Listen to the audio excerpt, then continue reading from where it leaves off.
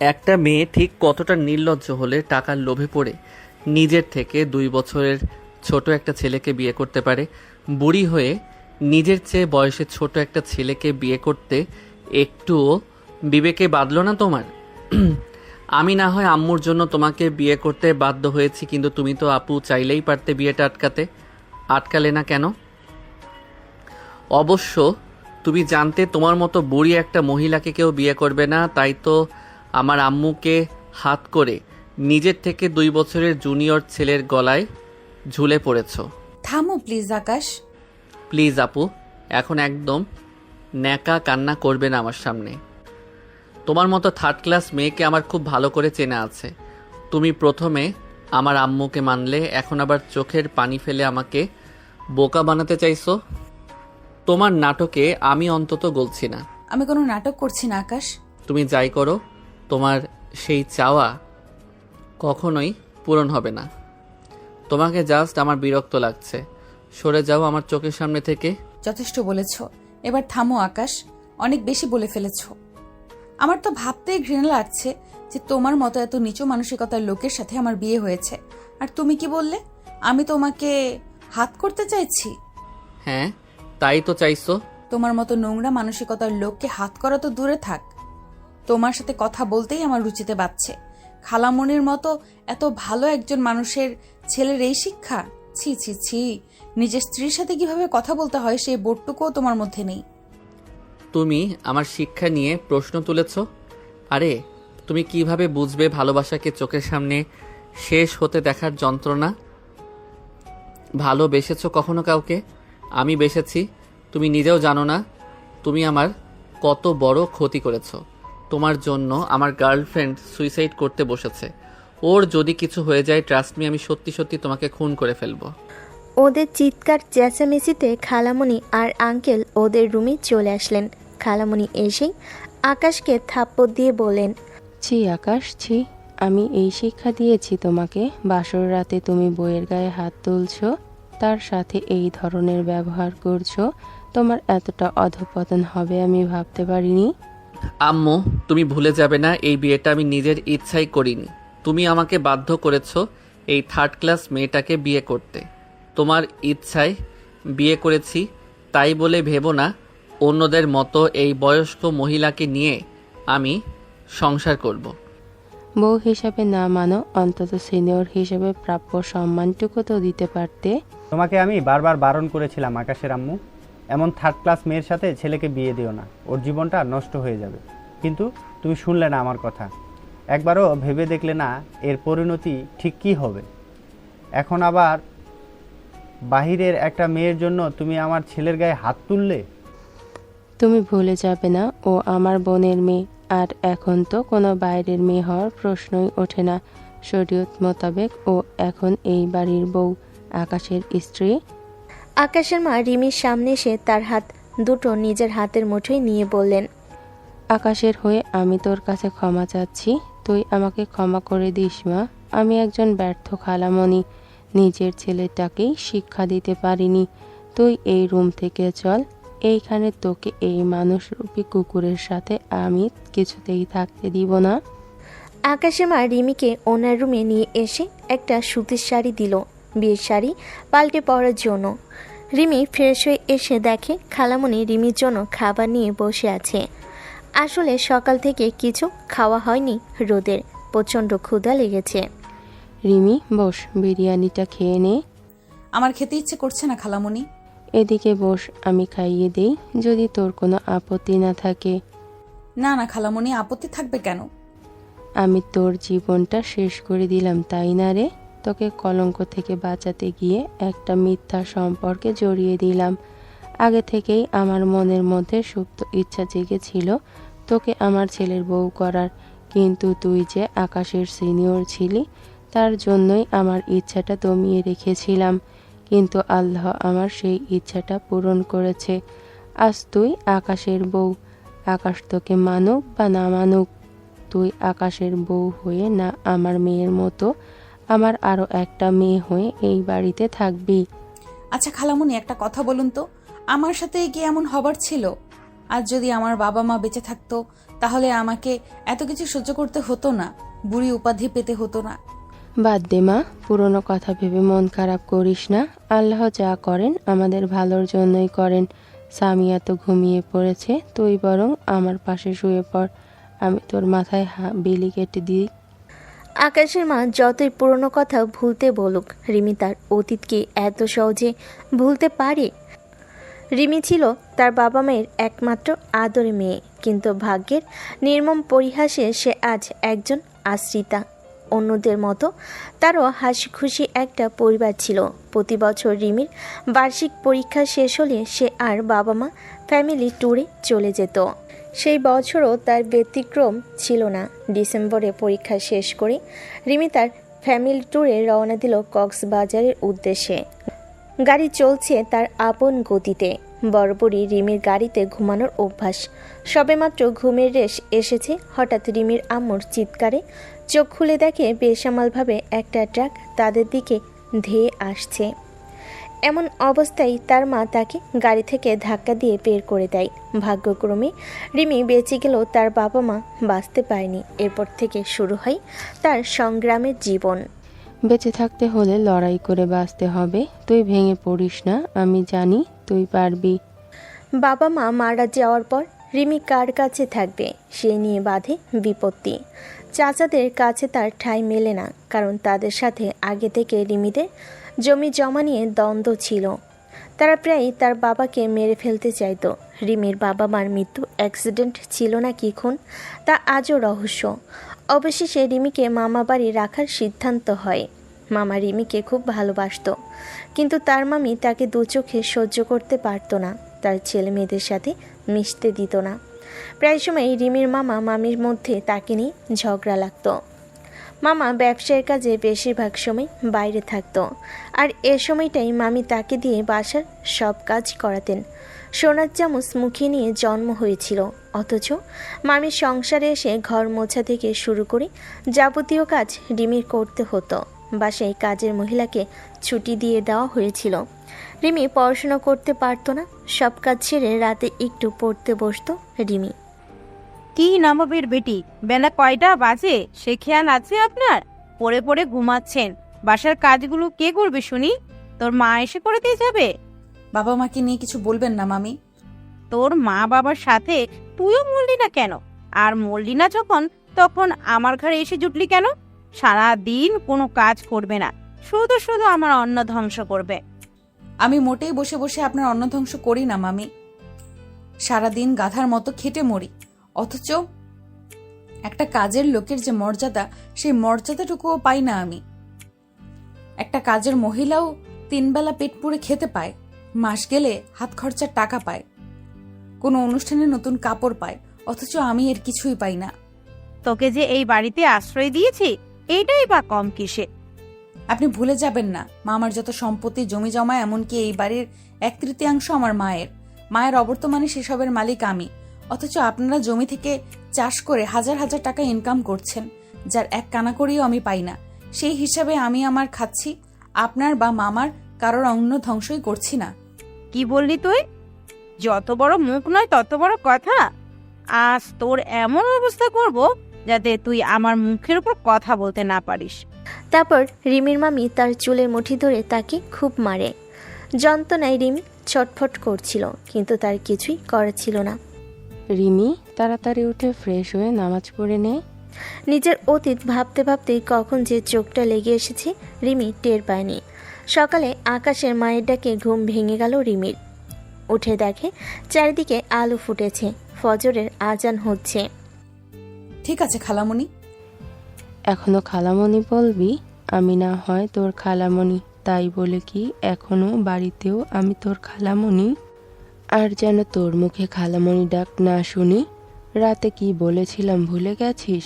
তুই সামিয়ার মতো আমার আরও একটা মেয়ে হয়ে মাকে খালামণি ডাকবে, এটা ভালো দেখায় না। ঠিক আছে আম্মু, আজ থেকে আর খালামণি ডাকবো না। এই তো আমার লক্ষ্মী মেয়ে, এইবার চল তো তাড়াতাড়ি নামাজ পড়িনি। বাসায় আর কেউ পড়ে না নামাজ? সামিয়া পড়ে, আর বাকি দুজন তাদের নাকি এখনো নামাজ পড়ার সময় হয়নি। ওরা থাক, চল আমরা নামাজ পড়ে আসি। রিমি আর আকাশের মা নামাজ শেষে কিছুক্ষণ আড্ডা দিল। বেশ ভালো মনের মানুষ আকাশের মা, না হলে রিমির মতো অসহায় মেয়েকে নিয়ে এত ভাবতো না। আম্মু, আমি সবার জন্য চা করি। ঠিক আছে কর, তবে সাবধানে করিস। আম্মু, তুমি চিন্তা করো না তো, এইসব রান্নাবান্না করতে করতে অভ্যস্ত হয়ে গেছি আমি। কিচেনে এসে সবেমাত্র চুলায় পানি বসিয়েছে রিমি।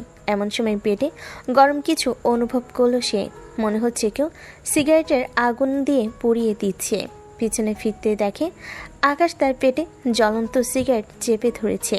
কি সিনিয়র বেবি, খুব জ্বলছে তাই না? আমার এর থেকে বেশি জ্বলেছিল যখন তোমাকে আমার বিয়ে করতে হয়েছিল। তোমার জন্য মা আমার গায়ে হাত তুলেছিল। খুব খারাপ হচ্ছে বলে দিচ্ছি, সরান এটাকে। আমি তো এত সহজে তোমাকে ছেড়ে দিব না সিনিয়র বেবি। তোমার খুব শখ ছিল এই আকাশের বউ হওয়ার, তাই না? এর ফল তুমি হাড়ে হাড়ে টের পাবে। আমার ধৈর্যের পরীক্ষা নিতে আসবেন না মিস্টার আকাশ। তুমি হয়তো জানো না, এরকম সিগারেটের গরম ছ্যাঁকা, খুন্তির গরম ছ্যাঁকা খাওয়ার অভ্যাস আছে আমার। বাবা মা মরা মেয়ে কি না, সুযোগ পেলে কেউ আঘাত করতে ছাড়ে না। তাই বলে আমাকে অবলা নারী ভাববে না আকাশ। অন্যায় যে করে আর অন্যায় যে সহে, দুজনেই সমান অপরাধী।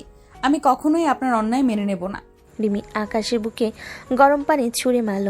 আকাশ আটকে উঠে। ইউ ফুল, কি করলে এটা তুমি?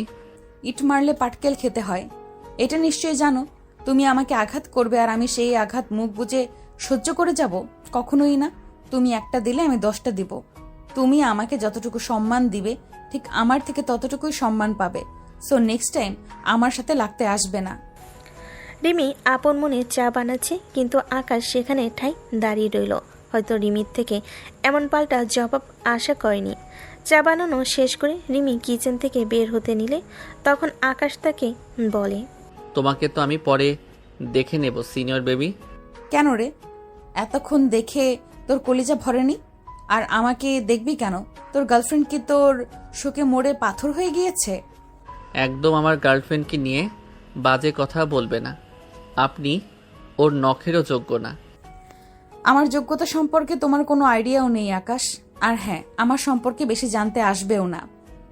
দেখা গেল সিনিয়র সম্পর্কে জানতে এসে সিনিয়রের প্রেমেই হাবুডুবু খেলে। আকাশকে কিছু বলার সুযোগ না দিয়ে রিমি উপরে আকাশের মার ঘরে চলে আসলো। এই যে আম্মু, তোমার চা। এইখানে বস, তোর সাথে আমার কিছু কথা আছে। ততক্ষণে চা তো ঠান্ডা হয়ে যাবে, আগে আঙ্কেলের চাটা দিয়ে আসি। ঠিক আছে যা। তারপর রিমি বসার ঘরে তার খালুকে চা দিয়ে আসতে যায়। আসসালামু আলাইকুম, ভেতরে আসতে পারি আঙ্কেল? তুমি এইখানে কেন এসেছো? আমাদের পরিবারের সদস্যদের মধ্যে ঝামেলা সৃষ্টি করে এখন আবার ভালো সাজতে এসেছো? আর কি করার বাকি আছে তোমার? আপনার জন্য চা নিয়ে এসেছিলাম আঙ্কেল। আমি চা খাবো না, তুমি নিয়ে খাও। আর কখনো যেন তোমাকে আমার আশেপাশে না দেখি। এক্ষুনি বের হও আমার রুম থেকে। রিমি লজ্জায় অপমানে রুম থেকে বের হতে নেবে, তখনই কেউ একজন তাকে আটকে দিল। পিছনে ফিরতে রিমি দেখে সামিয়াকে। আসসালামু আলাইকুম আপু। ওয়ালাইকুম সালাম। আচ্ছা আপু, আমি তোমাকে এখন থেকে কি বলে ডাকবো? আগে তো আপু ছিলে, এখন তো আমার একমাত্র ভাইয়ার বউ। এখন তো তুমি আমার কিউট ভাবি হও, তাহলে ভাবি ডাকি? না সামিয়া, তুমি তো জানো আমাদের বিয়েটা অন্য 5 জনের মতো স্বাভাবিকভাবে হয়নি। আমাদের বিয়ের ব্যাপারে কেউ জানেও না। তুমি বরং আমাকে আপু বলে ডেকো। ঠিক আছে আপু, কিন্তু আমি তো জানতাম তোমার কোনো এক ডাক্তারের সাথে বিয়ে হওয়ার কথা ছিল।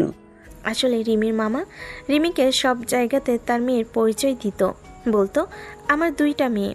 রিমির মামা জানতে পেরেছিলেন যে তার স্ত্রী রিমিকে মারধর করে, ঠিকমতো খেতে দেয় না, তাই তাকে হোস্টেলে পাঠিয়ে দেয়।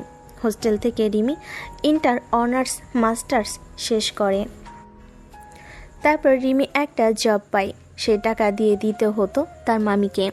এরই মধ্যে হঠাৎ একদিন রিমির মামি এসে রিমিকে বলল সে তার বিয়ের ব্যবস্থা করেছে। ছেলেপক্ষ দেখতে আসলো রিমিকে তাদেরও পছন্দ হলো, কিন্তু তারা জানতে পারলো রিমি এতিম, তার বাবা মানেই সে এই বাড়ির আশ্রিতা।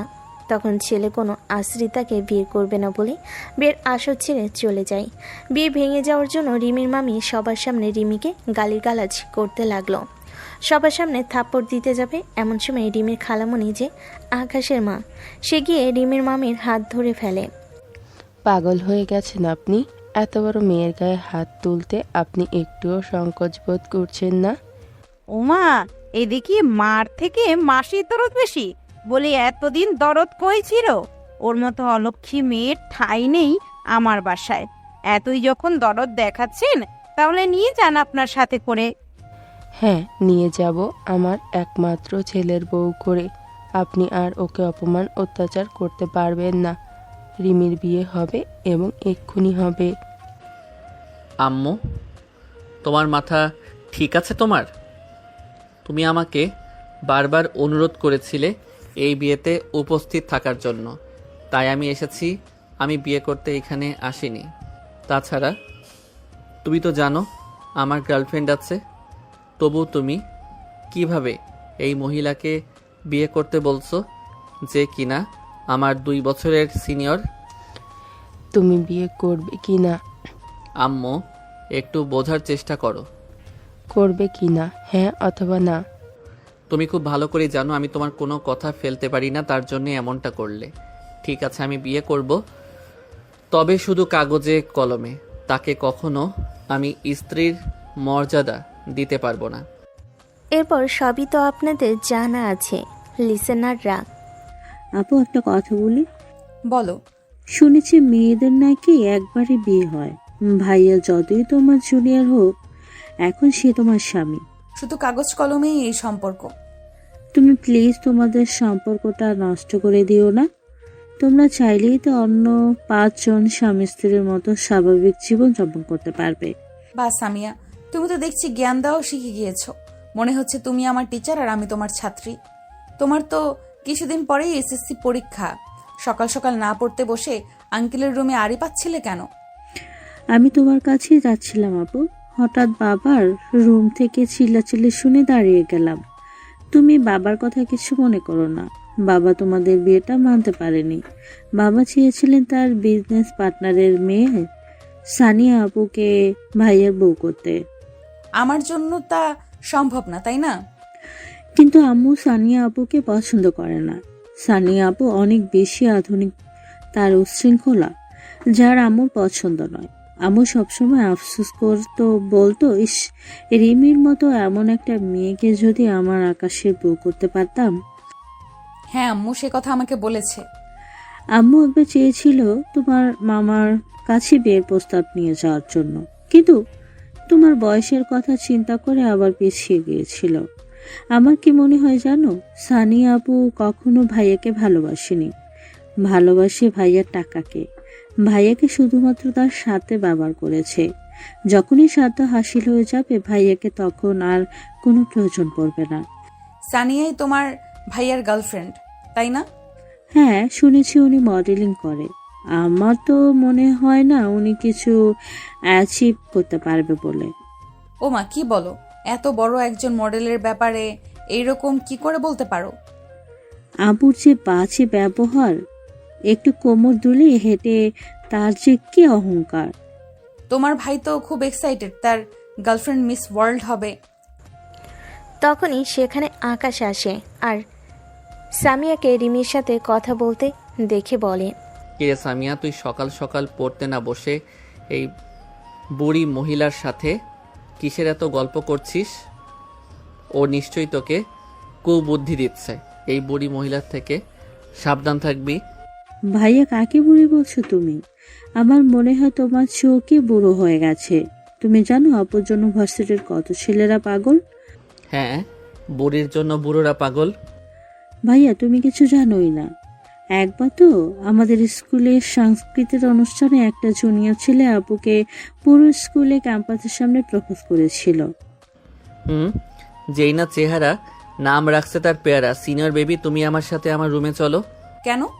বারে নতুন বউয়ের সাথে বাসর পালন করব, তাই রাতে তো কিছু করতে পারিনি, তাই দিনে করব।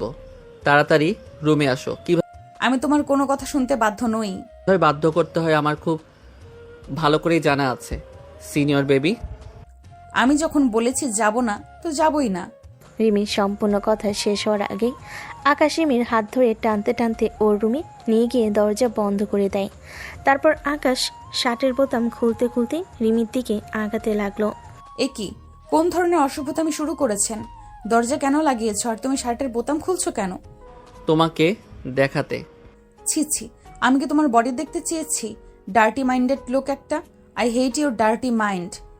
তোমাকে এটাই দেখাতে চাচ্ছি যে তুমি গরম পানি ছুঁড়ে আমার বুকের কি অবস্থা করেছো। দেখো কি রকম লাল বর্ণ ধারণ করেছে। তুমি কিভাবে পারলে ওই রকম ভাবে গরম পানি ছুঁড়তে? বাপরে, নিজের বেলায় 4 আনা আর পরের বেলায় 16 আনা, তাই না? কি?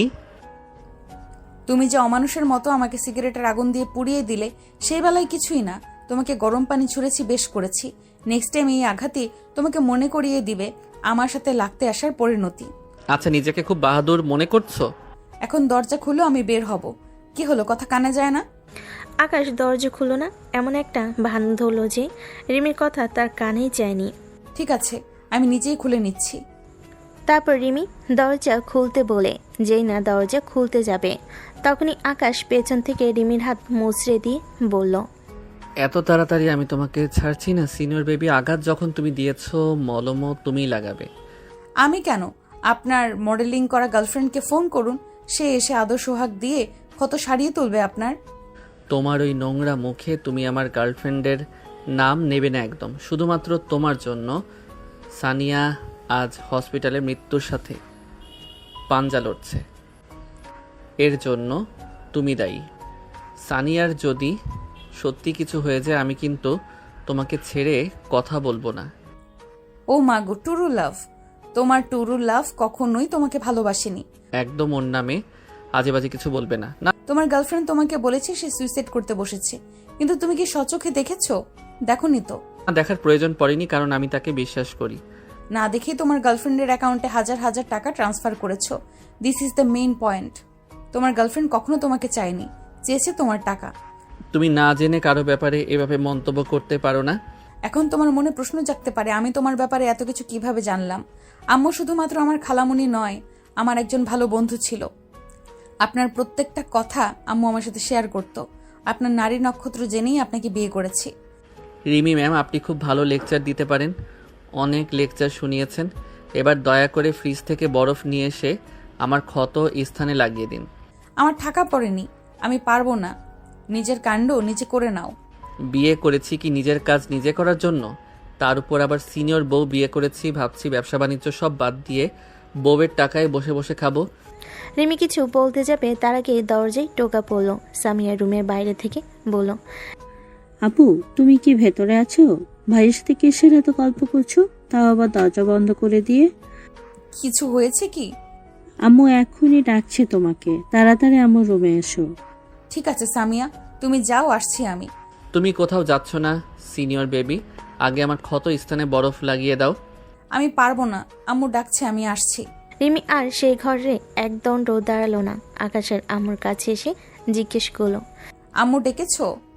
হ্যাঁ বস, তোদের বিয়েটা যেহেতু হুট করে হয়ে গিয়েছে, কেউ তোদের বিয়ের ব্যাপারে জানে না, তাই আমি চাচ্ছিলাম ছোটোখাটো একটা বৌভাতের আয়োজন করতে।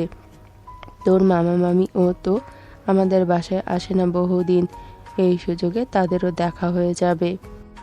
না না আম্মু, শুধু শুধু কি দরকার আছে মানুষ আসানোর? আমাদের সমাজ নিজের চেয়ে বয়সে ছোট ছেলেকে বিয়ে করাটা ভালো চোখে দেখে না। যেখানে আমাদের সম্পর্কই ভিত্তিহীন, সেখানে কি প্রয়োজন আছে ঘটা করে লোক জানানোর? ঠিক আছে, তুই যা বলিস তাই হবে। তুই যদি চাস এই কাগজে কলমের সম্পর্ক থেকে বেরিয়ে আসতে, আমি তোর ডিভোর্সের ব্যবস্থা করে দিব।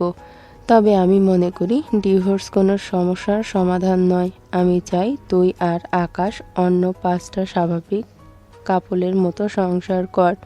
আমার ছেলেটা বড্ড অবুঝ, কিন্তু তুই তো ভালো মন্দ সব বুঝিস, তুই ওকে বোঝাবি। ঘুমন্ত মানুষকে জাগানো যায় না। দেখ মা, আকাশ জুনিয়র হলেও এখন তোর স্বামী, তুই কেন তোর স্বামীর অধিকার ছেড়ে দিবি? সোনিয়া ভালো মেয়ে নয় মা, ওর কাজই হচ্ছে বড়লোক ছেলেদের হাত করে তাদের থেকে টাকা হাতিয়ে নেয়া। তুই আকাশের স্ত্রী, তুই চাইলেই পারবি সোনিয়ার থেকে আমার ছেলেটাকে ফিরিয়ে আনতে। তুমি যেহেতু এত করে বলছো, ঠিক আছে আম্মু, তুমি শুধু দেখবে আমার জুনিয়র বরের কি হাল করি আমি।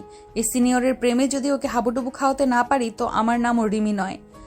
হ্যাঁ মা, তুই পারবি। প্রয়োজনে হুজুরের থেকে পড়া পানি এনে খাওয়াবো তোমার ছেলেকে।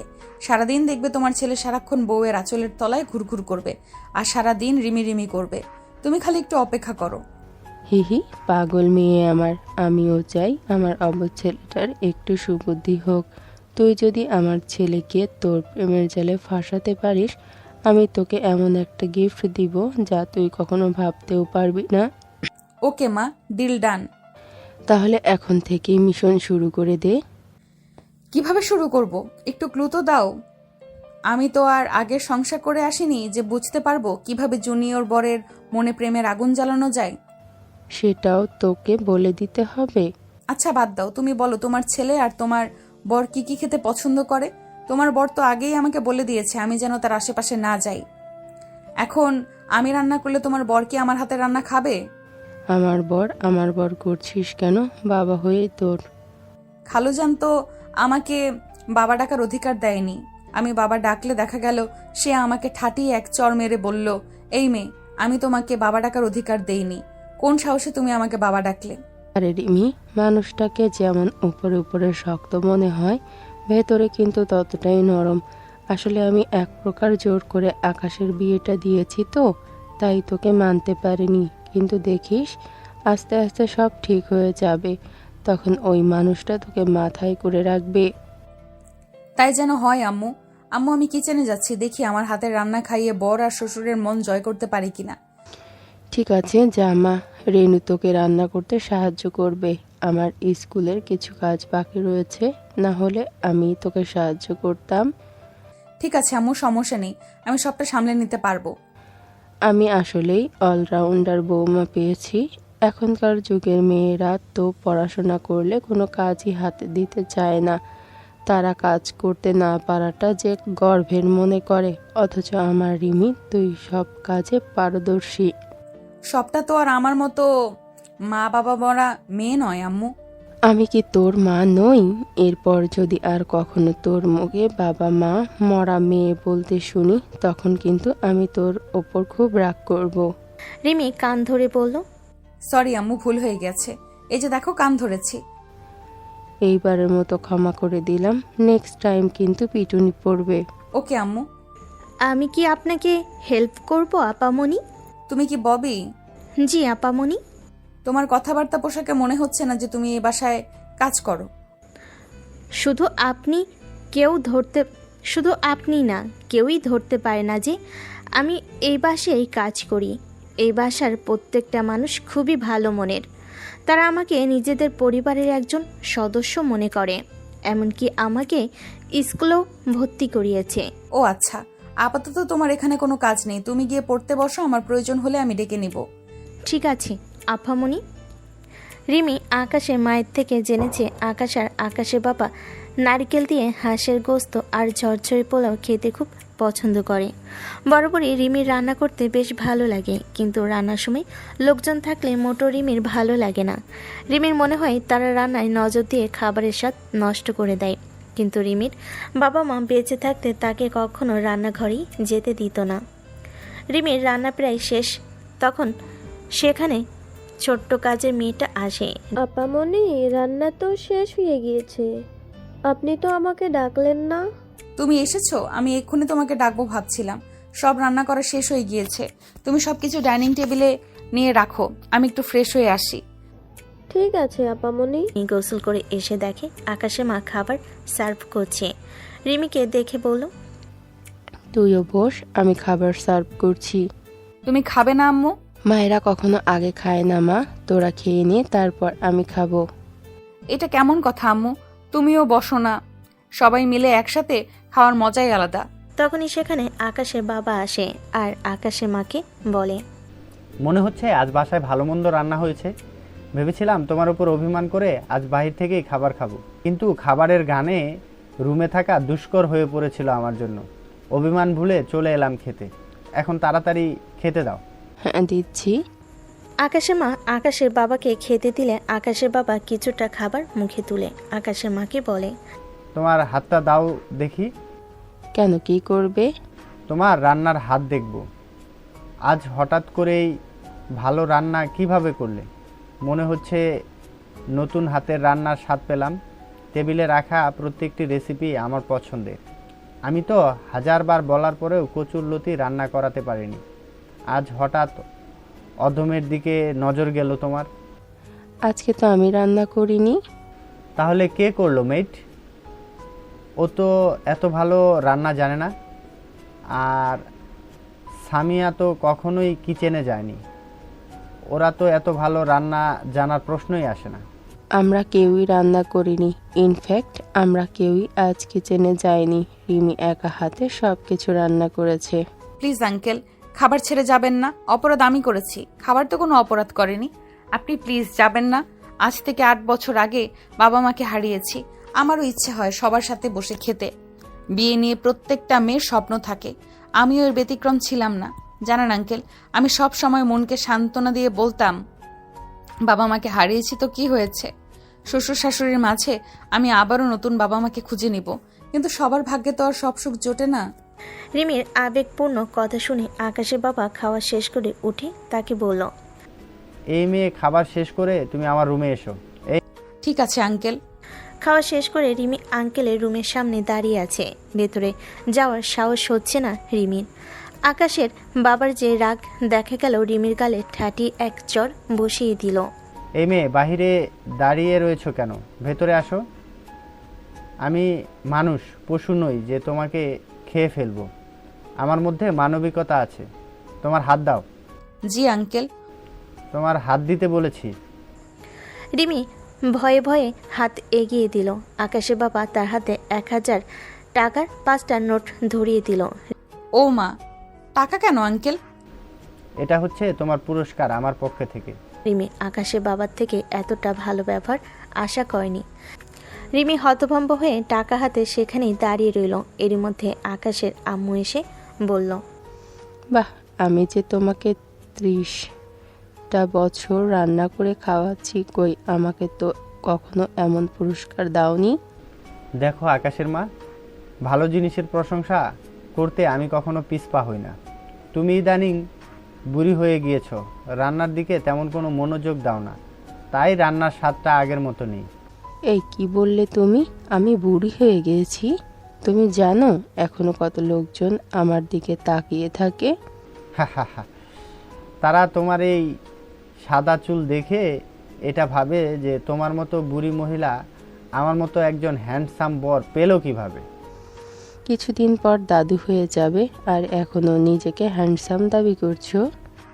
দেখেছ আপু, তুমি মাত্র একদিন হয়েছে এ বাসায় বউ হয়ে এসেছো, আর এরই মধ্যে আমাদের বাসার পরিবেশটা পাল্টে গেছে। আস্তে আস্তে দেখো বাবা তোমাকে অনেক ভালোবাসবে। তাই যেন হয়। আমার তো হিংসে হচ্ছে আপু, আমার বাবা মায়ের ভালোবাসার ভাগ বসাবে তুমি। তোমাকে তো এই বাসায় তো রাখছি না সামিয়া।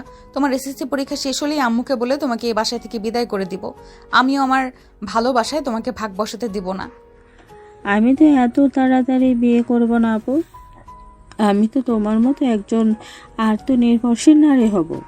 বাহ, ভালোই প্ল্যান করেছো। আপু তুমি বরং চটপট আমাকে ফুপি বানিয়ে দাও। সামিয়া এই কথা বলেই এক দৌড়ে নিজের রুমে চলে গেল। রিমি ও রুমে চলে আসে। রুমে এসে দেখে আকাশ কোলের উপর ল্যাপটপ বসিয়ে কাজ করছে। রিমি তড়িঘড়ি করে ল্যাপটপ সরিয়ে আকাশের কোলের উপর বসে পড়ল। সিনিয়র বেবি, তোমার সাহস কিন্তু বেড়েই চলেছে। সকালের ঘটনা কি তুমি ভুলে গিয়েছো? তোমার সাহস হলো কি করে আমার কোলে বসার? কোলে বসেছি বেশ করেছি। তুমি আমার বিয়ে করা বর। শুধু কোলে নয়, তোমার ঘাড়ে বসারও অধিকার রাখি আমি। প্রিয়, আচ্ছা তাই। আর আজ থেকে আমি এই রুমে এক বিছানায় থাকবো। ইম্পসিবল। ভুলেও আমার ধারে কাছে আসবে না, যেখানে আছো সেখানেই থাকো। ওমা, বিয়ে করেছি কি বর ছেড়ে দূরে থাকার জন্য? তার উপর বর যদি জুনিয়র হ্যান্ডসাম হয় তাহলে তো কোনো কথাই নেই। সিনিয়র বেবি, তুমি নামো তো আমার কোল থেকে। যেই মুটকি তুমি আমার হাড্ডি গুড্ডি ভেঙে গুঁড়ো গুঁড়ো হয়ে গেল। কি আমি মুটকি? কোনো সন্দেহ আছে? রিমি কোনো জবাব না দিয়ে হঠাৎই আকাশকে চুমু দিল। এটা কি করলে তুমি সিনিয়র বেবি? সরি, আমি আসলে অতি খুশি হয়ে দিয়েছি। আশ্চর্য, মুটকি বলে খুশি হওয়ার কি আছে? আমার কতদিনের ইচ্ছা কেউ আমাকে মুটকি বলবে আর আমি মুটকি কথাটা শুনে আমার কান দুটো সার্থক করব। মাথা ঠিক আছে তোমার? আজ তুমি আমার সেই চাওয়াটা পূরণ করেছো। আমার স্বাস্থ্যের জন্য সবাই আমাকে শুটকি বলে খেপাতো, এমনকি মানুষজন আমার দিকে ফেলফেল করে তাকিয়ে ভাবতো এটি কি মানুষ নাকি হাড্ডির বস্তা। যাক, আজকের এই খুশিতে তোমাকে একদিন ট্রিট দিয়ে দিব। তোমার হাতে কি সিনিয়র বেবি? নিশ্চয়ই বাবা ডেকে নিয়ে কেলানি দিয়েছে। বাবা একদম উচিত কাজ করেছে। জি না, আঙ্কেল পুরস্কার স্বরূপ আমাকে 5,000 টাকা দিয়েছে। টাকার কথা শুনতেই আকাশ চৌ মেরে রিমির হাত থেকে টাকা নিয়ে গেল। তুমি আমার টাকা নিলে কেন? এই টাকাটা আঙ্কেলের থেকে আমার প্রথম পাওয়া। আমার কাছে এই 5 টাকার মূল্য 5 কোটি টাকার সমান। 5 কোটি টাকা কখনো চোখে দেখেছো? তুমি আমার টাকা ফেরত দাও বলছি। আমার এখন টাকার প্রয়োজন, তাই নিয়েছি। তোমাকে পরে শোধ করে দিব। কিন্তু রিমি তার কথা শুনল না। সেও সুযোগ বুঝে আকাশের হাত থেকে টাকাটা নিয়ে নিল। মিস্টার আকাশ, তুমি যদি বাগানের কচু হয়ে থাকো, আমিও গাছের বাতাবি লেবু। আমার সাথে টক্কর দেওয়া এত সহজ নয় জুনিয়র বর। আরে সিনিয়র বেবি দাও না, পরে তোমাকে দিয়ে দিব। আমার টাকার প্রয়োজন আছে এখন। তোমার টাকার প্রয়োজন বলতে শুধু সানিয়ার পেছনে ফালতু ব্যয় করা, এটা আমি খুব ভালো করেই জানি। আমার টাকা আমি যেভাবে ইচ্ছা, যার পেছনে ইচ্ছা ব্যয় করব। এই ব্যাপারে তুমি বলার কে? আমি তোমার বিয়ে করা বউ, তোমার উপর সম্পূর্ণ অধিকার আছে আমার। এখন থেকে তোমার অ্যাকাউন্টে কোনো টাকা থাকবে না, সব টাকা আমার অ্যাকাউন্টে ট্রান্সফার হবে। মাস শেষে তোমার হাত খরচার টাকা দেব। অনেক টাকা নষ্ট করেছো তুমি, আর নয়। তুমি কিন্তু তোমার লিমিট ক্রস করে যাচ্ছ সিনিয়র বেবি। আমি তোমার কোনো কথা শুনতে বাধ্য নই। তুমি ভুলে যাও কেন? অবাধ্যকে কিভাবে বাধ্য করতে হয় সেটা আমি খুব ভালো করেই জানি। তোমার ফোনের দিকে তাকাও। কিসের ভিডিও এটা? চোখ দুটো কি আছে কি করতে? তুমি নিজের চোখেই দেখো। ছি ছি, এমন একটা নোংরা ভিডিও করতে তোমার একটুও বিবেকে বাঁধলো না? এক্ষুনি ডিলিট করো বলছি। একদম তা হচ্ছে না সোনা। তুমি যদি আমার কথা অনুযায়ী না চলো, এই ভিডিও মুহূর্তের মধ্যে ভাইরাল হয়ে যাবে। তো মিস্টার জুনিয়র, একবার ভেবে দেখো তো, তোমার এই লজ্জাজনক ভিডিও একবার যদি ভাইরাল হয়ে যায়, তোমার নাম, যশ, খ্যাতি, ক্যারিয়ার, এমনকি তোমার গার্লফ্রেন্ডও হাতছাড়া হয়ে যাবে। এখন তোমার কথায় আমায় উঠবস করতে হবে? সেটা তোমার ইচ্ছে। আমার কথা অনুযায়ী চলবে নাকি ভিডিও ভাইরাল করব? গতকাল রাতে লুঙ্গি পরে ঘুমিয়েছিলাম। লুঙ্গিতে আমার দুর্বলতা রয়েছে, আর তুমি আমার সেই দুর্বলতার সুযোগ নিয়েছো। তুমি মোটেও ঠিক করনি সিনিয়র বেবি। কিন্তু তুমি তো আমার কথা অনুযায়ী চলবে না। তার চেয়ে বরং ভিডিওটা আমি ভাইরাল করে দিই, অনেক লাইক কমেন্ট শেয়ার হবে। তোমার ভিডিও ভাইরাল করে আমিও ভাইরাল হয়ে যাব। এক পৌষে কিন্তু শীত যায় না। আমারও সময় আসবে, তখন আমি তোমাকে ঠিক দেখে নিব। উপস জুনিয়র, বিশ্বাস করো আমিও চাই তুমি আমাকে দেখো। আমি তো তোমাকে বারণ করি না দেখতে। দেখো না কেমন মন ভরে দেখো। খুব মজা লাগছে তোমার, তাই না? অবশ্যই। কি করব বলো, সোজা আঙুলে যখন ঘি না ওঠে তখন আঙুল তো বাঁকা করতেই হয়। বিয়ে উপলক্ষে রিমি অফিস থেকে কিছুদিনের ছুটি নিয়েছিল। আজ থেকে আবার তার অফিস জয়েন করতে হবে। খুব সকালে ঘুম থেকে উঠে রিমি নামাজ পড়ে নিল। আকাশ ঘুমিয়েছিলেন, নামাজ পড়তে উঠেছিলেন দেখে রিমি বলল, আকাশ, খুব খারাপ হয়ে যাচ্ছে কিন্তু। তোমার কি অতিরিক্ত ঘুমের কারণে স্মৃতিশক্তি হারিয়ে গেল নাকি? তুমি কি ডিলের কথা ভুলে গিয়েছো? আর একটু ঘুমাতে দাও না। এখন থেকে ঠিক 5 মিনিট সময় দিলাম, এর মধ্যে যেন দেখি তুমি মসজিদে চলে গিয়েছো। আমার কথার অবাধ্য হলে জানো তো কি করব? বেশি কিছু করব না বেবি, শুধু ভিডিওটা ভাইরাল হয়ে যাবে। যাচ্ছি তো সিনিয়র বেবি, এত প্যারা দাও কেন? সোজা করে বললেই তো পারো। আকাশ উঠে ফ্রেশ হয়ে মসজিদে চলে গেল। আর তারপর রিমি ঘুমটা গুছিয়ে কিচেনে চলে গেল। রিমি কিচেনে গিয়ে দেখে আকাশের আম্মু নাস্তা করছে। সে তাকে বলল, গুড মর্নিং আম্মু। Good morning to baby. তুমি কিচেনে কেন আম্মু? আমি তো রান্না করতে আসছিলাম। তুই তো এই 1 সপ্তাহ রান্না করেছিস রিমি। আজকে থেকে তোর আবার অফিসে জয়েন করতে হবে। এখন রান্না করে আবার দিন ভরে কাজ করতে হবে, অনেক কষ্ট হয়ে যাবে তোর। তাই ভাবলাম আমি রান্না করি, তুই বরং ছুটির দিনে রান্না করিস। ঠিক আছে আমার কেয়ারিং শাশুড়ি আম্মু। রিমি নাস্তা সেরে রেডি হয়ে অফিসে চলে গেল। অফিসে এসেই তার স্যারের সাথে দেখা হয়ে গেল। আরে রিমি, কেমন আছো? আলহামদুলিল্লাহ ভালো। আপনি কেমন আছেন স্যার? আমার আর ভালো থাকা হলো কই, বাদ দাও আমার কথা। তোমার সংসার জীবন কেমন চলছে? আপনাকে তো বলা হয়েছিল, আসলেন না কেন বিয়েতে? তোমার চোখের সামনে নিজের ভালোবাসার মানুষকে অন্যের হতে দেখার সাহস আমার ছিল না কুয়াশা। মানে কি স্যার? কে আপনার ভালোবাসার মানুষ? চলো আমরা ক্যান্টিনে গিয়ে বসি, যদি তোমার কোনো আপত্তি না থাকে। ক্লাস শুরু হওয়ার এখনো অনেক দেরি আছে। ঠিক আছে স্যার, চলুন। রিমি আর তার অফিসের বস ক্যান্টিনে গিয়ে বসলো। বেশ বড় ক্যান্টিন এটা, অনেক মানুষের আনাগোনা হয় এইখানে। রিমি, কি খাবে বলো? খালি মুখে তো আর গল্প জমবে না। আমি মাত্রই নাস্তা সেরে এসেছি, এখন কিছুই খাবো না। খাবো না বললে তো হবে না, কিছু একটা খাও। ঠিক আছে, চা খাওয়াই যায়। দুধ চা নাকি রং চা? রং যা বলি কোনো কিছু হয় না, চা মানেই দুধ চা। তারা দুজন চা খাচ্ছে আর গল্প করছে। হঠাৎ টেবিলের অপর সাইডে পরিচিত একটা মুখ দেখে রিমি থমকে গেল। তার বিশ্বাসই হচ্ছে না সানিয়া এইখানে, তাও আবার এই অবস্থায়। টেবিলের অপর সাইডে আর কেউ নয়, স্বয়ং সানিয়া বসে আছে। শুধু সে একা নয়, তার সাথে ছেলেও বসে আছে। তার সাথে একটা ছেলেও বসে রয়েছে। দুজনেই এমনভাবে চিপকে রয়েছে যেন তারা স্বামী স্ত্রী। কিছুদিন আগে সামিয়া রিমিকে দেখিয়েছিল সানিয়ার ছবি, যার কারণে রিমির চিনতে অসুবিধা হয়নি যে এটা সানিয়া। সানিয়া সুসাইড করেনি, বরং আকাশের থেকে হাজার হাজার টাকা হাতিয়ে নিয়েছে। আর আকাশ সানিয়াকে অন্ধের মতো বিশ্বাস করে। রিমিও ঝটপট কয়েকটা পিক তুলে নিল ওদের। এই কি রিমি, চা খাচ্ছ না কেন? ঠান্ডা হয়ে যাবে তো। এই যে খাচ্ছি। তোমাকে কোনো কারণে চিন্তিত লাগছে, কি হয়েছে রিমি? আমাকে বন্ধু মনে করে বলতে পারো। কিছু না স্যার, অনেকদিন পর অফিসে এসেছি তো, সব কাজ আবার গুছিয়ে নিতে হবে।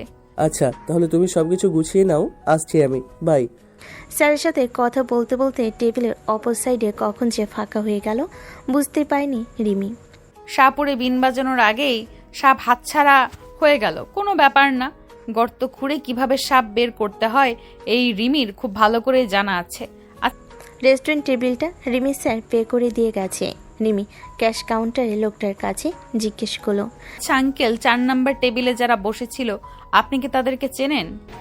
আমি তো খেয়াল করিনি ম্যাম।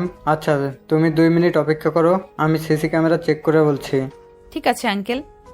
এই মেয়েটার নাম সানিয়া, আর সাথে ওর হাজব্যান্ড রায়হান। কিছুদিন আগেই এদের বিয়ে হয়েছে। সানিয়ার বাবা আমার পরিচিত, আমিও উপস্থিত ছিলাম ওদের বিয়েতে। ঠিক আছে আঙ্কেল, ধন্যবাদ। রিমি অফিসে মন বসাতে পারল না। সে ভেবেই পাচ্ছে না সানিয়ার হাজব্যান্ড থাকতো সে কেন আকাশের থেকে এত টাকা নিচ্ছে। তার জন্য মোট সানিয়ার বাবা তো যথেষ্ট বড়লোক। রিমি অফিস থেকে রুমে এসে দেখে আকাশ ল্যাপটপ নিয়ে কাজ করছে।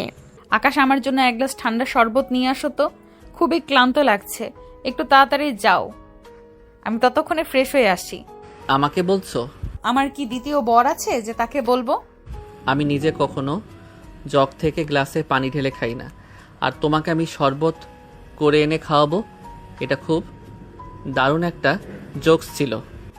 জুনিয়র বর, তোমাকে কিছু দেখানোর আছে আমার। আমার কিছু দেখা লাগবে না সিনিয়র বেবি, তোমার কিছু দেখানো মানেই আমার মান সম্মান নিয়ে টানাটানি করা। তার থেকে বরং আমি তোমার জন্য শরবত করে নিয়ে আসছি। রিমি আকাশের একটা গাল টেনে দিয়ে বলল, এই তো বউয়ের বাধ্য গুলুমুলু বর। এই একদম আমার গাল টানবে না, বিরক্ত লাগে এটা আমার। আমার সেই ছোটবেলার অভ্যাস, বাচ্চাদের দেখলে গাল টানতে না পারলে ভালো লাগে না, এটাকে আদর করা বলে, বুঝলে? লাগবে না আমার এমন আদরের। তাহলে কিরকম আদর চাই তোমার? কোনো আদর চাই না। ঠিক আছে, তুমি তাড়াতাড়ি শরবত নিয়ে আসো। এরপর রিমি যায় ফ্রেশ হতে আর আকাশ যায় শরবত বানাতে। রিমি ফ্রেশ হয়ে এসে দেখে আকাশ সত্যি সত্যি শরবত নিয়ে এসেছে। এই নাও তোমার শরবত, এখন আবার মুখে তুলে খাইয়ে দিতে বলো না যেন। অবশ্য তুমি চাইলে দিতে পারো, আমি কিছু মনে করব না। তুমি ভেবো না সিনিয়র বেবি, আমি তোমাকে ভালোবেসে শরবত করে নিয়ে আসছি। শুধুমাত্র ভিডিওটার জন্য ব্ল্যাকমেইলের শিকার হয়ে আমাকে এত কিছু করতে হচ্ছে। তোমার মতো কত ঘাটতারা পোলা পায় এক চুটকিতে সোজা করে দিয়েছি, আর তুমি কিনা বাসর রাতে আমার গলায় ছুরি চালিয়ে দিয়েছিলে। তাহলে আমার সাহসের প্রশংসা করছো তো? সত্যি আকাশ, তোমার সাহসের প্রশংসা করতে হয়। তুমি যার কারণে আমার গলায় ছুরি ধরেছিলে, তোমার সেই মডেল গার্লফ্রেন্ডকে বিবাহিত, তুমি কি জানো?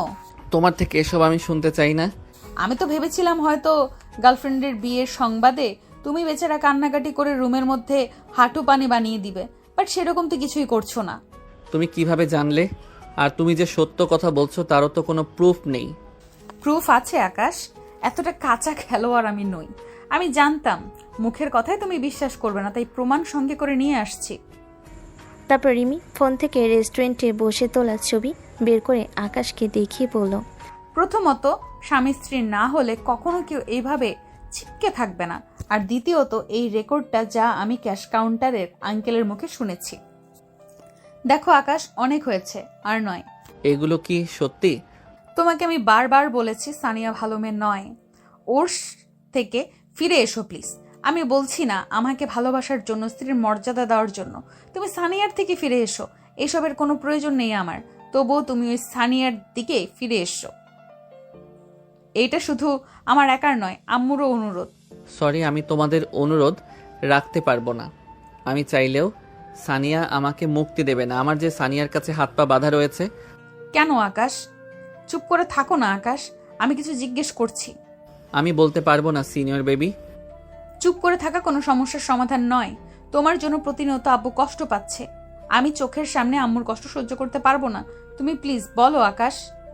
এরপর আকাশ যা বলল তা শোনার জন্য রিমি মোটেও প্রস্তুত ছিল না। আকাশের সত্য উদ্ঘাটন করতে এসে যে এত বড় একটা সত্যের মুখোমুখি হতে হবে তা রিমি কখনো ভাবেনি। কয়েক বছর আগে আকাশ তখন নতুন নতুন ড্রাইভিং শিখেছে। পরীক্ষা শেষ করে আকাশা ফ্রেন্ড সার্কেলে সবাই মিলে গ্রামে ঘুরতে যায়। তাদের ফ্রেন্ড সার্কেলে সানিয়া সহ আরও 2টা মেয়ে ছিল। গ্রাম থেকে ফেরার পথে সবাই মজা ছলে ঘোল খায়, যা আকাশের জীবনের সবচেয়ে বড় ভুল ছিল। সেই ভুল প্রতিনিয়ত কুড়ে কুড়ে খাচ্ছে আকাশকে। তারপর কি হলো? তুমি কি এমন করলে তার জন্য নিজের কাছে নিজেই অপরাধী হয়ে আছো? খুন? মানে কি? মানে আমি খুন করেছি। হ্যাঁ, আমি একটা খুনি। আমার জন্য 2টা প্রাণ শেষ হয়ে গেছে। আর সেই খুনের ঘটনা ধামাচাপা দিতেই সানিয়া আমাকে ব্ল্যাকমেল করে আমার থেকে টাকা নেয়। প্লিজ আকাশ, হিয়ালি না করে বলো তারপর কি হয়েছিল। ঘোল খাওয়ার কারণে আমার মধ্যে অনেকটা নেশা প্রভাবিত হয়। শহরের মধ্যে প্রবেশ করতে ফ্রেন্ড সার্কেলের সবাই যার যার গন্তব্যস্থলে নেমে যায়। আর সানিয়ার বাসা আমার বাসার কাছাকাছি হওয়ায় তাকিয়া থেকে যায়। গাড়ি চলছিল ঠিকঠাক, হঠাৎ আমার মাথা ঘোরাতে শুরু করে, চোখ মুখ ঝাপসা হয়ে আসে। অতিরিক্ত ঘোল খাওয়ার জন্য একসময় জ্ঞান হারিয়ে ফেলি। কিন্তু আমার এইটুকু মনে আছে, জ্ঞান হারানোর আগে আমি বেসামালভাবে গাড়ি ড্রাইভ করছিলাম। আর হুট করে কালো রঙের একটা গাড়ি আমার গাড়ির সামনে চলে আসে। এরপর কি হয়েছিল আমি জানি না। কি হয়েছিল আকাশ? জ্ঞান ফেরার পর সানিয়া বলেছিল আমার জন্য নাকি ওই গাড়িতে থাকা 2টো প্রাণ শেষ হয়ে গেছিল। এটা শোনার পর আমি অনেকটা ঘাবড়ে যাই। সানিয়া বারবার পুলিশকে সবটা বলে দেওয়ার হুমকি দিচ্ছিল। আমি সানিয়াকে হাত জোর করে বলি ও যেন বিষয়টা ধামাচাপা দিয়ে রাখে, না হলে আমার ক্যারিয়ার শেষ হয়ে যেত। আম্মু বাবা মানসিকভাবে খুবই আঘাত পেত। এতদিন ধরে সানিয়া এই জন্যই। কিন্তু সানিয়া শর্ত দেয় ওকে ওর চাওয়া অনুযায়ী টাকা দিতে হবে। আমিও নিজেকে বাঁচাতে সানিয়ার শর্তে রাজি হয়ে যাই। তাই সানিয়া বলা মাত্র ওর অ্যাকাউন্টে আমার টাকা ট্রান্সফার করতে হয়। আকাশের কথা শুনে রিমি যেন পাথর হয়ে গিয়েছে। তার পুরনো অতীত আবার রিমির সামনে এসে দাঁড়িয়েছে। তার মানে আকাশের কথা অনুযায়ী সেদিন ট্রাকে রিমিদের গাড়ি অ্যাক্সিডেন্ট হয়নি। আকাশের কারণে রিমির আব্বু আম্মুর মৃত্যু হয়েছে। রিমি বিড়বিড় করে বলল, আকাশই কি তাহলে আমার বাবা মার খুনি? তারপরে রিমি মাথা ঘুরে পড়ে যাচ্ছিল। আকাশ ওকে ধরে বলল, সিনিয়র বেবি, কি হলো তোমার? কি তুই স্পর্শ করবি না আমাকে, তুই একটা খুনি। বলছো কি তুমি? সেদিন তোর ফুর্তি করার জন্য অ্যাক্সিডেন্ট আর কারণ নয়, বরং আমাদের গাড়িতে হয়েছিল। ভাগ্যক্রমে আমি বেঁচে গেলেও আমার বাবা মা বেঁচে ফেরেনি। আমায় ক্ষমা করে দাও, আমি কিছুই জেনে বুঝে করিনি। সরি বললেই সবকিছু সমাধান হয়ে যায় না। আমি তোকে ক্ষমা করে দিলেই কি তুই পারবি আমার বাবা মাকে ফিরিয়ে দিতে? পারবি বাবা মায়ের থেকে হারিয়ে যাওয়া ভালোবাসা ফিরিয়ে দিতে? বাবা মা মারা যাওয়ায় মামির কাছে দিন রাত অত্যাচারের শিকার হয়েছি। এমনকি আশ্রিতা ছিলাম বলে বিয়ের আসর থেকে বর চলে গিয়েছিল। পারবি সেই অপমান ফিরিয়ে নিতে? হঠাৎই আকাশ রিমির পা জড়িয়ে ধরে ক্ষমা চাইতে লাগলো। এ কি, তুই আমার পায়ে হাত দিয়েছিস কেন? পা ছাড় বলছি। আমি তোকে না মানলেও তুই আমার স্বামী। স্বামী হয়ে স্ত্রীর পায়ে হাত দেওয়াটা বেমানান দেখায়। তুমি আমাকে ক্ষমা না করা পর্যন্ত আমি তোমার পা ছাড়ি না সিনিয়র বেবি। তুমি আমাকে যে শাস্তি দিবে আমি মাথা পেতে নিব, তবু তুমি আমাকে ক্ষমা করো। তুই যা করেছিস তাতে আদৌ কি তুই ক্ষমার যোগ্য? বলছি তো আমার ভুল হয়েছে। এই ভুলে প্রতিনিয়ত আমি নিজেও শেষ হয়ে যাচ্ছি। কিন্তু তুমি কিভাবে শিওর হলে ওইটা তোমাদেরই গাড়ি ছিল? কারণ কালো গাড়িতে আমরা ছিলাম, আর দুজন লোক আমার বাবা মা ছিল। তুই যা তো এখান থেকে, ভালো লাগছে না আমার। আমাকে একটু একা থাকতে দে। রিমির মন ভালো করার জন্য আকাশ ভাবলো রিমির পছন্দের বিরিয়ানি রান্না করবে, কিন্তু আকাশ তো কোনোদিনও রান্নাঘরে যায়নি। তারপর ভাবলো ইউটিউব থেকে সাহায্য নিয়ে, কিন্তু তারপর শেষ রান্না করতে পারছিল না। শেষমেশ সে তার মায়ের কাছে গিয়ে জিজ্ঞেস করলো, আম্মু বিরিয়ানি কিভাবে রান্না করতে হয়? কেন, তুই জেনে কি করবি? রান্না করব। কি? এটা আমি কি শুনছি? এটা কি সত্যি? এত প্রশ্ন কেন করছো? বললে বলো, না বললে নাই। আরে এত রেগে যাচ্ছিস কেন? তোর যে বিরিয়ানি খেতে মন চাইছে আমাকে বলতে পারতি, আমি রান্না করে দিতাম। আমি খাওয়ার জন্য রান্না করছি না। তাহলে কার জন্য রান্না করতে চাচ্ছিস? সানিয়ার জন্য? তোমার একমাত্র সিনিয়র বৌমার জন্য। মানে কি, আমি ঠিক শুনছি তো? হ্যাঁ আম্মু, জোর করে বিয়ে দিয়েছো সিনিয়র একটা বেবির সাথে, যে কিনা তোমার ছেলেকে নাকে দড়ি দিয়ে ঘোরাচ্ছে। এখন আবার তার পুরনো কথা মনে করে মন খারাপ হয়েছে। তাই তার মন ভালো করার জন্য আমার এই সূক্ষ্ম প্রচেষ্টা। আচ্ছা ঠিক আছে, আমি বলছি, তুই নোট করে নে। ঠিক আছে আম্মু। অনেক কষ্টে আকাশ রিমির জন্য বিরিয়ানি রান্না করে রুমে নিয়ে আসলো। এসে দেখে রিমি খাটে শুয়ে আছে।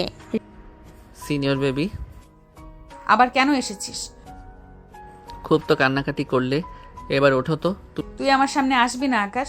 যতবার তুই আমার সামনে আসবি ততবার আমার মায়ের চেহারা আমার চোখের সামনে ভেসে উঠবে, আর আমার ততবার মনে হবে আমি একটা খুনির বউ। তুমি আমাকে যা মন চাই বলো, তবুও উঠে দেখো তোমার জন্য কি নিয়ে আসছি। রিমি রেগে গিয়ে আকাশের গালে জোরে থাপ্পড় মেরে দিল। মারলে কেন সিনিয়র বেবি? হঠাৎ রিমি আকাশকে জড়িয়ে ধরে কেঁদে ফেল। তারপর আকাশের হাত ধরে বলল, আমি কি তোকে বলেছি আমার জন্য হাত পুড়িয়ে বিরিয়ানি রান্না করতে? হাতের কি অবস্থা করেছিস? ফুসকা পড়ে যাবে তো। তুই একটু দাঁড়া, আমি মলম নিয়ে আসছি। মলমের কোনো প্রয়োজন নেই। তোমার জন্য হাত পুড়িয়ে রান্না করলাম, কই একটু মিষ্টি মিষ্টি কথা বলবে? তা নয়তো দিলে ঠাস ঠাস করে চর বসিয়ে। এই জন্যেই কথাই বলে, যার জন্য করলাম চুরি সেই বলে চোর।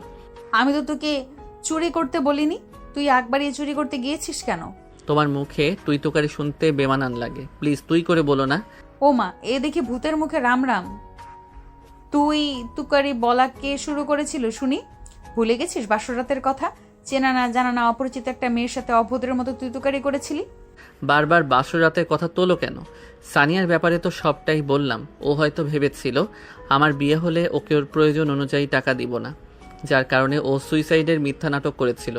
আর সব মিলিয়ে আমার মাথায় আগুন জ্বলছিল, যার কারণে তোমার সাথে খারাপ ব্যবহার করেছিলাম। তার মানে সানিয়া তোমার গার্লফ্রেন্ড নয়? না, ও আমার ক্লাস ফ্রেন্ড ছিল। ওর মতো ঠকবাজ অর্থলোভী মেয়ে কখন আমার গার্লফ্রেন্ড হওয়ার যোগ্যতা রাখে না। তাহলে তুমি যে বলেছিলে সানিয়া তোমার গার্লফ্রেন্ড, এমনকি আম্মুও বলেছিল। সানিয়া সব জায়গাতেই ওকে আমার গার্লফ্রেন্ড বলে পরিচয় দিত, এমনকি আমাকেও বাধ্য করেছিলে ওকে আমার গার্লফ্রেন্ডের পরিচয় দিতে। আমিও নিজেকে বাঁচাতে সানিয়ার কথা অনুযায়ী চলতে বাধ্য হয়েছি। সামিয়ার সাথে তোমার কবে লাস্ট কথা হয়েছে? গত 2 দিন ধরে সানিয়ার সাথে কোনো প্রকার যোগাযোগ করতে পারছি না। ওর ফোন বন্ধ। হঠাৎ ফোন কেন বন্ধ করলো ও? এখন এত কথা না বলে ঝটপট বিরিয়ানি খেয়ে নাও দেখি। ঠান্ডা হয়ে গেলে বিরিয়ানির স্বাদ পাবে না। তুমি খেয়েছো?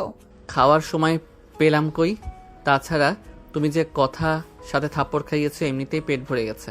আপাতত 1 সপ্তাহ না খেলেও চলবে। আমি তো তোমার বাবা মাকে ইচ্ছা করে মারিনি। তুমি কি শিওর এগুলো সব সানিয়ার সাজানো নাটক? নয়তো আমি জানিও না আসলে কি কোনো অ্যাক্সিডেন্ট হয়েছিল নাকি সবটাই সাজানো নাটক, কারণ আমি নেশার ঘরে ডুবেছিলাম। সানিয়া আমাকে যেভাবে বলেছিল আমি সেইভাবেই বিশ্বাস করে নিয়েছিলাম। সরি, আসলে আমি সত্যটা না জেনে বুঝে তোমাকে অনেক কথা শুনিয়েছি। আমার প্রথম থেকেই সন্দেহ ছিল আমার বাবা মায়ের মৃত্যু অ্যাক্সিডেন্ট হয়নি, তাদেরকে পরিকল্পিতভাবে খুন করা হয়েছে। আর আমার ধারণাটাই সত্যি হয়েছে। সেদিন তোমার গাড়িতে আমার বাবা মায়ের অ্যাক্সিডেন্ট হয়নি। হয়তো। আমার মনে হয় সানিয়া তোমাকে ঘোলের সাথে নেশা জাতীয় দ্রব্য মিশিয়ে খাইয়েছিল, কারণ ঘোল খেলে এতটাও নেশা হয় না। এর পেছনে নিশ্চিত সানিয়ার কোনো হাত রয়েছে, আর যেখানে তুমি শুধুমাত্র দাবার গুটি হিসেবে ব্যবহৃত হয়েছো। কিছুক্ষণ আগেই তো বললে আমি তোমার বাবা মায়ের খুনি, আর এখনই বলছো আমি কিছু করিনি। কিন্তু তুমি এত কিছু জানলে কিভাবে? আর বিয়ের একদিন আগে আমার ফোন পানিতে পড়ে নষ্ট হয়ে যায়। এতদিন ফোন সার্ভিং ছিল। আজ যখন ফোন পুনরায় চালু করলাম তখন এই মেসেজগুলো দেখে বুঝতে পেরেছি আমার বাবা মায়ের খুন মেসেজের অপর পাশের ব্যক্তি করেছে, যার সাথে সানিয়াও জড়িত রয়েছে। তারপর সেই ফোন বের করে আকাশকে সেদিনের মেসেজগুলো দেখায়। কেউ একজন মেসেজে লিখেছে, তোমাকে আমি কিছুতেই অন্যের হতে দিব না টিয়া পাখি। তোমাকে পাওয়ার জন্য এত পরিশ্রম করেছি, সেই পরিশ্রমে কিছুতেই ব্যর্থ হতে পারে না। পরের দিনও লোকটা আরও একটা মেসেজ পাঠিয়েছে, আমি ব্যর্থ হয়ে গেলাম, পারলাম না বিয়েটা আটকাতে। আমি চেয়েছিলাম তোমার বিয়ে ভেঙে দেওয়ার পর সবাই যখন তোমাকে আঙুল তুলবে তোমার দিকে, ঠিক তখনই আমি ভালো মানুষ সেজে তোমার সামনে যাব, তোমাকে বিয়ে করে আমার করে নিব। কিন্তু আমার সব প্ল্যান ভেস্তে দিয়ে কোথা থেকে যেন ওই বুড়ি তার কচি ছেলে নিয়ে উদয় হলো, আমার বুকে আগুন জ্বালিয়ে দিয়ে। তুমি হয়তো এতক্ষণে বাসরে মগ্ন হয়ে গেছো। বিশেষ করে পাখি, আমার কলিজা ছিঁড়ে যাচ্ছে। মনে হচ্ছে তোমার ওই জুনিয়র বরকে ঠিক সেইভাবে মৃত্যু দেই যেভাবে তোমার বাবা মাকে দিয়েছিলাম।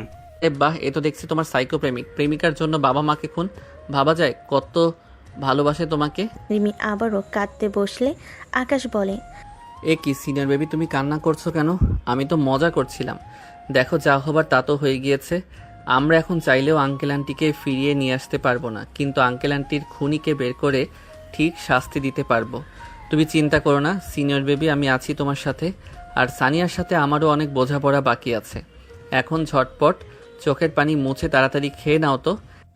তুমিও তো খাওনি, আর হাতের যা অবস্থা মনে হয় না হাত দিয়ে খেতে পারবে। হা করো, আমি খাইয়ে দেই। তাদের খাওয়া দাওয়া শেষ হলে আকাশের জরুরি একটা কল আসে, এসে বাইরে কথা বলতে চলে গেল। আর রিমি আকাশের আম্মুর রুমে গিয়ে অফিসের বিষয়ে আলোচনা করতে লাগলো। রাতে ঘুমাতে এসে রিমি দেখলো আকাশ সোফায় ঘুমানোর জন্য গোছাচ্ছে। বিয়ের পরের দিন থেকে রিমি আর আকাশ একই রুমে থাকলেও একই বিছানায় থাকে না। রিমি বিছানায় থাকে আর আকাশ সোফাতে। রিমি আকাশকে বলল, আকাশ তুমি বিছানায় শুয়ে পড়ো, আমি বরং সামিয়ার সাথে বা অন্য কোনো রুমে ঘুমিয়ে পড়বো। এত বড় একটা বিছানা থাকতে তুমি অন্য রুমে কেন যাবে সিনিয়র বেবি? তোমার চোখে ঘুমাতে কষ্ট হবে, এখন যা শীত পড়েছে। তুমি যদি চাও আমরা বেড শেয়ার করতেই পারি। Are you sure? একদম শিওর। ফ্রিতে সার্কাস দেখতে হবে না তো? একদমই না, আজকে ট্রাউজার পরেছি, সো সার্কাস দেখানোর কোনো চান্সই নেই। ঠিক আছে তুমি শুয়ে পড়ো। আগামীকাল আমার অফিস খোলা, কিছু কাজ আছে, সেই দিনই তারপর শুয়ে পড়বো। ঠিক আছে, গুড নাইট সিনিয়র বেবি। এই দাঁড়িয়ে যাও। আবার কি হলো সিনিয়র বেবি? তুমি যে শুতে যাচ্ছ, মশারি কে টানাবে? এতদিন তো তুমি টানিয়েছো, তাহলে আজ প্রশ্ন উঠছে কেন?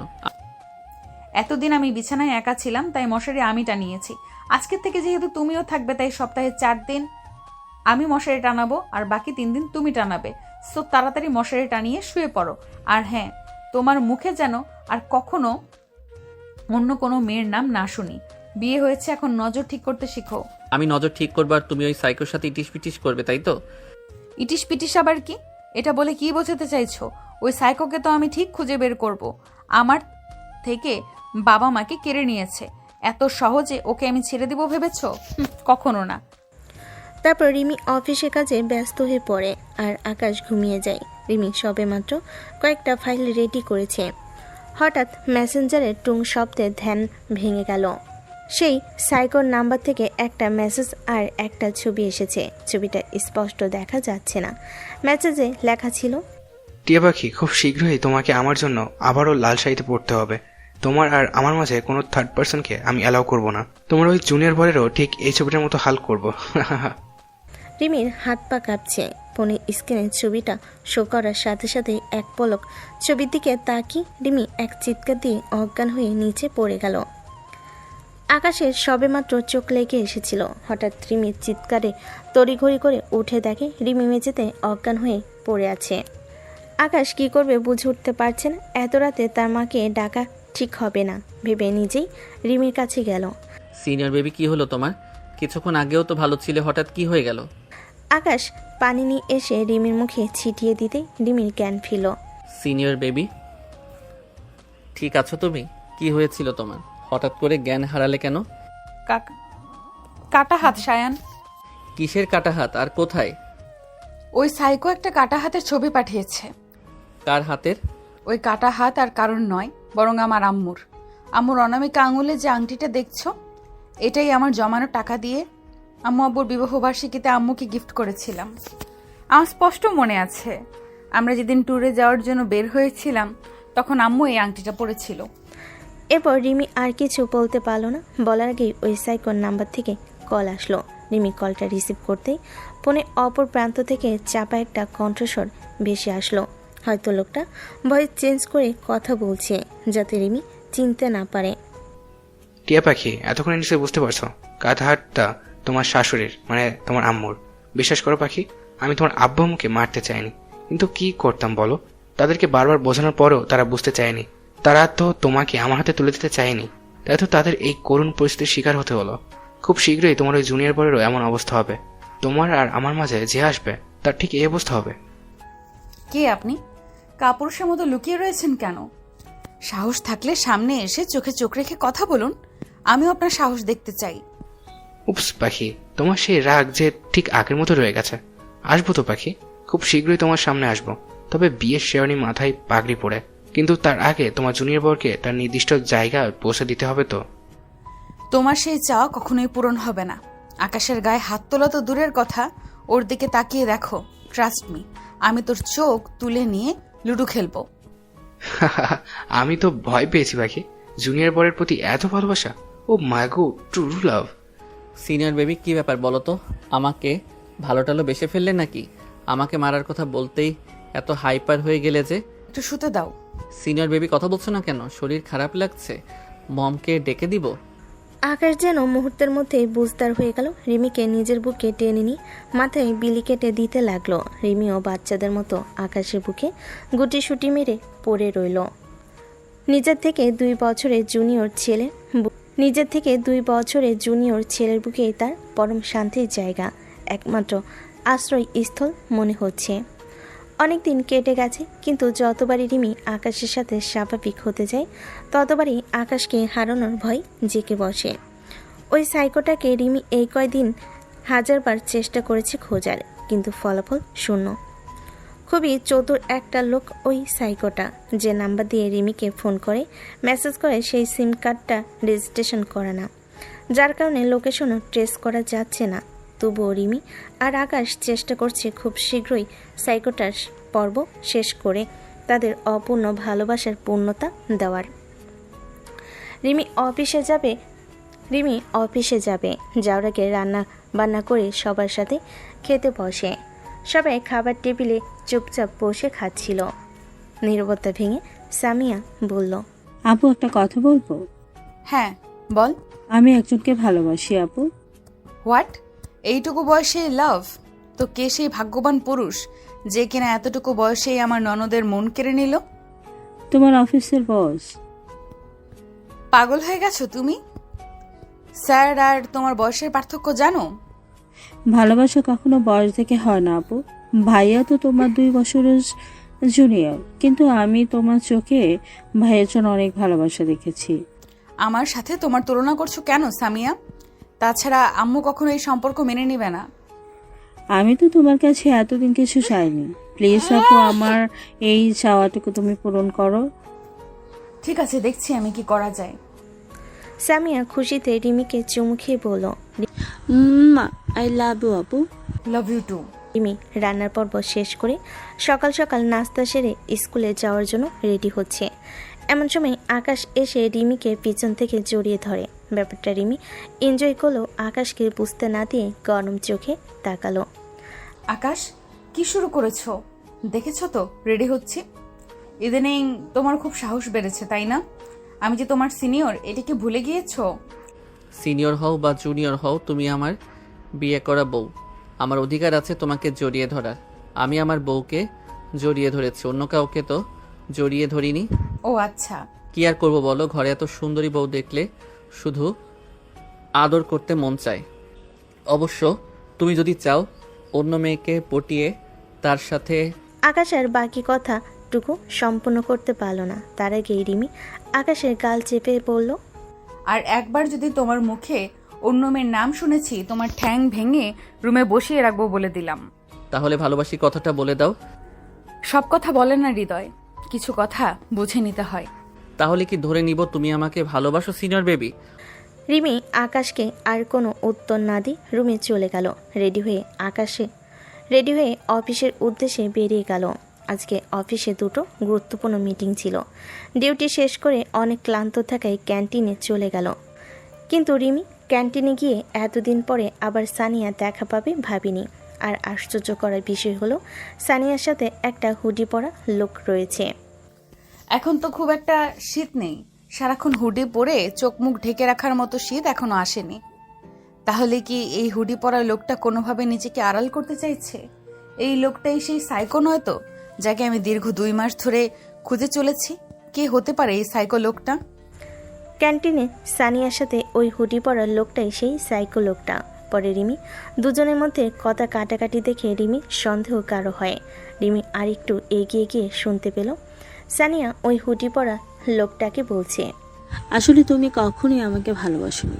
দিনের পর দিন আমাকে ব্যবহার করে এসেছো।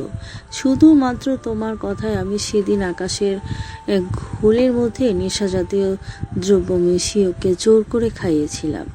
ওর গাড়িতে অ্যাক্সিডেন্ট না হওয়ার পরেও দিনের পর দিন ওকে ব্ল্যাকমেল করে ওর থেকে হাজার হাজার টাকা নিয়ে তোমাকে দিয়েছি। তো দেখো, আমার বিয়ে হয়েছে তো কি হয়েছে? তুমি বললে আমি এখনই রিয়ানকে ডিভোর্স দিয়ে দেব, তারপর আমরা দুইজন নতুন করে সংসার শুরু করব। পাগল হয়ে গেছো তুমি? তুমি ভেবেছো আমি এত কিছু করেছি তোমাকে বিয়ে করার জন্য? নো ডিয়ার, আমার কাছে তুমি শুধুমাত্র একটা দাবার গুটি ছিলে আমার ভালোবাসার কাছে পৌঁছানোর জন্য। এখন শুধু ওই জুনিয়রকে শেষ করতে পারলেই আমার রাস্তা ক্লিয়ার।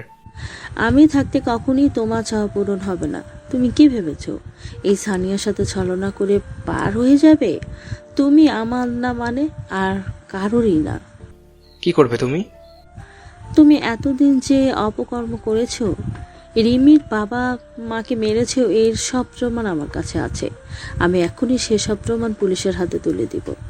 আপনাদের আর কষ্ট করে পুলিশের কাছে যেতে হবে না ম্যাডাম, আমরা নিজেই আপনাদেরকে নিতে চলে এসেছি। পুলিশ দেখে সানিয়া আর ওই হুডি পরা লোকটা চমকে উঠে বলল, আপনারা এখানে? জি, আমরা এতক্ষণ আপনাদের সমস্ত কথা আমরা শুনেছি, তাই আলাদা করে কোনো প্রমাণের প্রয়োজন নেই। এবার চলুন আপনাদের শ্বশুর বাড়ি।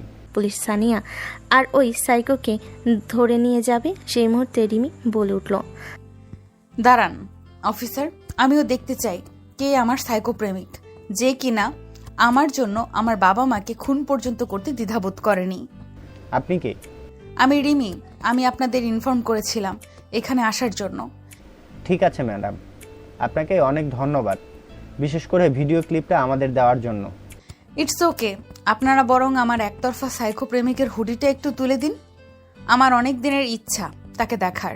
তারপর একজন পুলিশ অফিসার ওই সাইকোটার হুডি সরাতেই পরিচিত একটা মুখ দেখে থমকে গেল রিমি। লোকটা আর কেউ নয়, বরং তার অফিসের স্যার। স্যার আপনি? হ্যাঁ রিমি, আমি। বিশেষ করে রিমি, আমি যা করেছি তোমাকে পাওয়ার জন্য করেছি, অন্য কোনো স্বার্থ ছিল না আমার। এখন আমি বুঝতে পারছি আপনি কেন আমার বিয়েতে উপস্থিত ছিলেন না, কেন সেদিন বলেছিলেন চোখের সামনে নিজের ভালোবাসার মানুষকে অন্যের হতে দেওয়ার সাহস আমার ছিল না। ছি, আমার তো ভাবতেই ঘৃণা লাগছে একটা মানুষ কিভাবে এতটা নিচে নামতে পারে। আপনাকে আমি বিশ্বাস করেছিলাম, আর আপনি এইভাবে আমার বিশ্বাসের প্রতিদান দিলেন। আমাকে মাফ করে দাও রিমি। অফিসার, এক্ষুনি আমার সামনে থেকে এই দুইজনকে নিয়ে যান, না হলে আমি এদেরকে খুন করে বসবো। সানিয়া এসে রিমির পা জড়িয়ে ধরল। সানিয়া, কি করছো? পা ছাড়ো বলছি, না হলে কিন্তু আমি তোমাকে লাথি দিয়ে ফেলে দিব। তোমরা যা ইচ্ছে করো, তবু আমাকে পুলিশে দিও না প্লিজ। আমি যা করেছি তোমার স্যারের কথা অনুযায়ী করেছি। ক্যারিয়ার গড়ার আগেই তুমি ভেঙে দিও না। তোমার এই ন্যাকা কান্নায় আমাকে তুমি ভোলাতে পারবে না। যাও, তোমার যোগ্য স্থানে চলে যাও। রিমি প্রেগনেন্ট, তাই রান্নাঘরে এখন আর যায় না। টুকটাক ঘর গোছগাছ এর কাজ করছিল, তখনই আকাশ এসে জড়িয়ে ধরে পিছন থেকে। আশ্চর্য, তুমি আমার বিয়ে করা বউ। জড়িয়ে ধরেছি, চুমু দিয়েছে, এতে লজ্জা পাওয়ার কি আছে? বউ তো আদর সোহাগ করার জন্যই, তাই না? তাই বলে যেখানে সেখানে তোমার আদর্শ সোহাগের ডালা খুলে বসবে? আর এখন থেকে তুমি অফিসেও যেতে পারবে না। চাকরিটা করছো না তুমি। বাসা থেকে স্কুলে জার্নি করে যাওয়া, তুমি অসুস্থ হয়ে পড়বে। কষ্টের ফল হিসেবে বেতন তো পাই। তোমার জুনিয়র বর যথেষ্ট টাকা ইনকাম করে, তার ইনকামের টাকা দিয়ে তোমার মতো 4টা বউয়ের ভরণ পোষণ চালাতে পারবে। তাই তোমার চাকরির কোনো প্রয়োজন নেই। কাল থেকে তুমি অফিস যাচ্ছ না, এটাই ফাইনাল। তুমি বাচ্চাদের মতো করছো কেন? সবে মাত্র কনসিভ হয়েছে, এখনই আমি বাবু সেজে রুমে বসে থাকবো? মনে হচ্ছে পৃথিবীতে এই প্রথম আমি মা হতে চলেছি। আর কোনো মেয়ে মা হয়নি। সিনিয়র বেবি, তুমি নিজেও জানো না আজকে আমি কতটা খুশি হয়েছি। পৃথিবীতে একটা ছেলের সব থেকে সুন্দর অনুভূতি কি জানো? তার প্রথমবারের মতো বাবা হওয়ার সংবাদ শোনা। প্রথমবার বাবা হওয়ার অনুভূতি পৃথিবীর সমস্ত অনুভূতিকে হার মানায়। এই অনুভূতি এতটাই আনন্দের যা শুধুমাত্র হৃদয় দিয়ে অনুভব করা যায়। আমার অনুভূতি তোমাকে বলে বোঝাতে পারবো না সিনিয়র বেবি, কিন্তু আমার খুবই টেনশন হচ্ছে তোমাকে নিয়ে। কেন? তোমার শরীরের যে অবস্থা, বেবি ক্যারি করতে পারবে তো?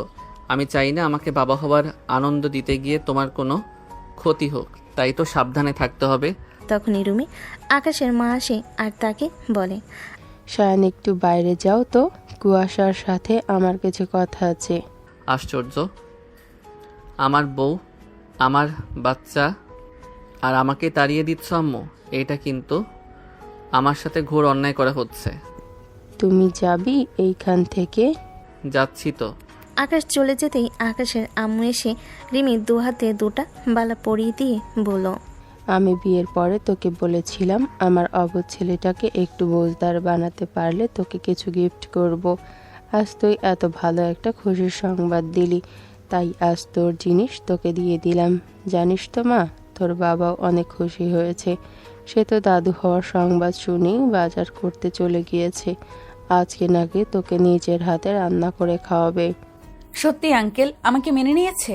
হ্যাঁ, কিছুদিন পরে নাতি নাতনি আসবে, তার দল ভারী হবে, সেই আশাতেই মেনে নিয়েছে। একে রিমি, কান্না করছিস কেন? এ তো সুখের কান্না। পাগলি মেয়ে, এত কান্না করার কি আছে? আমি বলেছিলাম না, দেখিস একদিন সব ঠিক হয়ে যাবে।